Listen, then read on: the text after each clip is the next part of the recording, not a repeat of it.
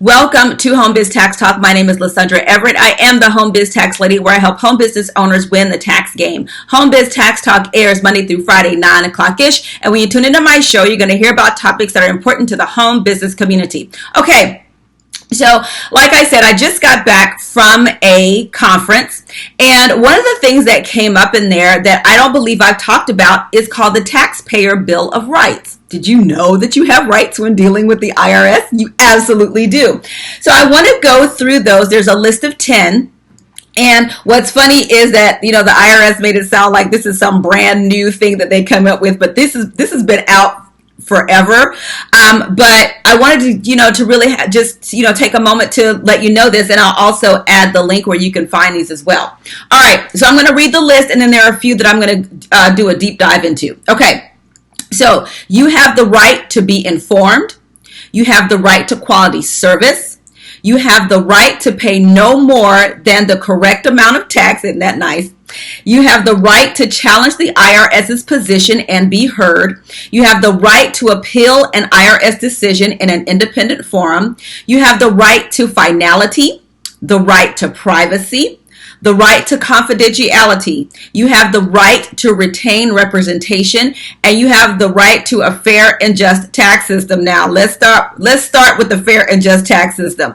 I don't care what you think about the current tax laws and all that other stuff, all right? Fair and just tax system means that you have the right to expect the tax system to consider facts and circumstances that might affect your underlying liabilities, ability to pay, or ability to provide information timely. Okay, you have the right to receive assistance from the Taxpayer Advocate Service if you are experiencing financial difficulty, or if the IRS has not resolved your tax issues properly and through its normal channels. So it's not that you think taxation is fair, you think it's theft, whatever, however you feel about that. That is not what this right means. I've explained that to you. Okay.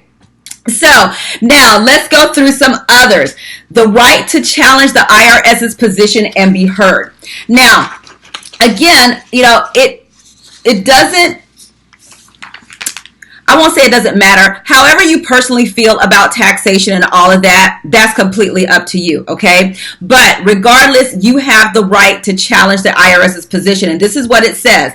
The taxpayers have the right to raise objections and provide additional documentation in response to formal IRS actions or proposed actions. To expect that the IRS will consider their timely objections and documentation promptly and fairly, and to receive a response if the IRS does not agree with their position. Okay, so when we're talking about challenging the IRS's position, it is not based on how you personally feel. You have to be able to back that up with documentation, with tax law. And we say tax law, we mean the Internal Revenue Code, not something that you read in a publication, not something that you read in a blog, not something that you heard on my show, but the Internal Revenue Code. So if you have that on your side and you believe that, hey, I'm following the law here, then you have the right to challenge that position. Now, does that mean that you will win? Not necessarily. Are there people that win against the IRS? Absolutely. But just understand that when you are challenging the IRS, it's not based on opinion, but based on law. Okay? That is the number one. So absolutely, if you don't feel something applies to you, or something, or like I said, that you followed the law, you absolutely can, stand up for yourself. There's nothing wrong with that, but you have to be within the confines of the law. Okay. The right to appeal an IRS decision in an independent forum. Okay.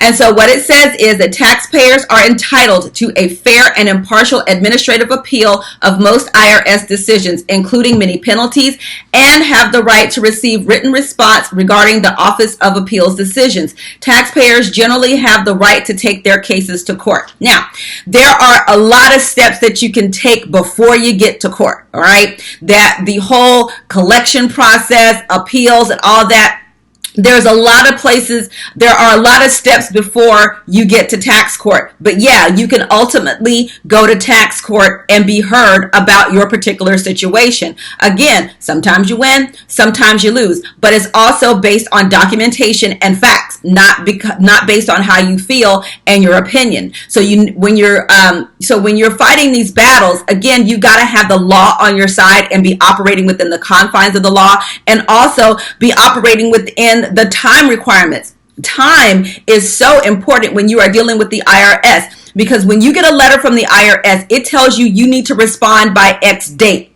If you don't respond by X date, then they've got to take the next step and take the next step and take the next step. So it's not like, you get a letter from the IRS and you toss it aside and pretend that, that it doesn't matter. That's not how it works. That's not going to make the problem go away. So time is both on your side and totally against you, because at the same time, if the IRS does not respond timely and does not communicate with you, then they're not operating within the confines of what they're supposed to do. So you got to know what the time is in dealing with that and appeals and all of that, because the time really does matter. All right, the right to finality. So the right to finality is that the taxpayers have the right to know the maximum amount of time they have to challenge the IRS's position, as well as the maximum amount of time the IRS has to audit a particular tax year or collect a tax debt. Taxpayers have the right to know when the IRS has finished an audit. Okay. So to bring all that closure, all right? So again, the maximum amount of time, to collect the debt, okay? You can, listen, here's the thing. You can go and find all these things, but unless you know to look for these things, it doesn't make any difference, right? But just know that when it comes down to the IRS, they have a maximum of 10 years currently to collect a debt. But it's 10 years from the date of assessment, not 10 years from the date the tax was due. So if they find out, they come to you here in 2019 and say, okay, you owe us a debt from 2007, for 2019 plus 10 years, they got to 2029 to collect that debt. All right. So just understand it's from the date of assessment, not from the date that the tax was due. All right. Then the last one I want to talk about is the right to retain representation. Okay, so it says that taxpayers have the right to retain an authorized representative of their choice to represent them in their dealings with the IRS. Taxpayers have the right to seek assistance from a low-income taxpayer clinic if they cannot afford representation. So representation is just that. You hire someone like an enrolled agent like myself, a CPA, or a tax attorney to represent you in dealing with the IRS. Because a lot of times, the public, and generally the public, does not really understand the scope and the job of the IRS and their employees, whether they're a field agent, they're a collection officer, whatever. So this is when you hire people to help you, because it's people like us. It's our job to know when that person that is standing in front of you that may come to your office to audit you, or to ask for particular information or whatever that is, it is important to have someone there that knows exactly how to deal with that person, to know what their limitations are, to know the scope of what they're asking for, so that you as a taxpayer are not overwhelmed and then even may mistakenly dig yourself into a deeper hole than what you're already in. So the right to representation is just that you have the right to have someone help you deal with the IRS, but you want to make sure that someone knows what the IRS's job is, and when they're overstepping their bounds, and what your rights are in that particular situation. So, the right to retain representation is really huge, and a lot of times people don't know that, and just go with whatever the IRS says. Well, you know what? Unfortunately, there are a lot of people that work for the IRS that don't really know their jobs. Surprise, surprise, right? And so it pays to have someone on your side that works for you, that is helping you deal with that. And sometimes there are people, like I said, whether they're enrolled agents or tax attorneys, that know what that revenue agent that knows their job better than the revenue agent.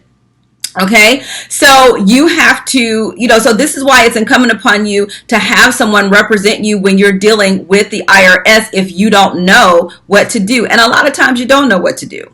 And it's okay. And I say it's okay because our tax system is complex. Okay, let's just be real. It is complex, and there's lots of nuances, and there's a if, then, and all of that stuff. So, like I said, regular John Q. public doesn't know all of this stuff. This is why you hire people to help you whose job it is to know this stuff. But taxpayer bill of rights. Yeah, you have rights when dealing with the IRS. And if you feel like your rights are being violated, you can contact taxpayer advocate. You can reach out to have someone represent you when dealing with that, so that it really does take it off your plate, and you allow someone else to operate in their genius and help you out of that particular situation. And listen, I know that when it comes down to dealing with tax debt, it can be a scary thing. It's already bad enough that you have a tax debt. But the one thing I will caution you against is, please do not fall for that whole thing that you see on the commercials with these companies that owe, Jack and Sue owed $100,000 and this company settled it for $500. There's a lot that goes into that, and it's not just just because there's a lot of things that goes into settling tax debt.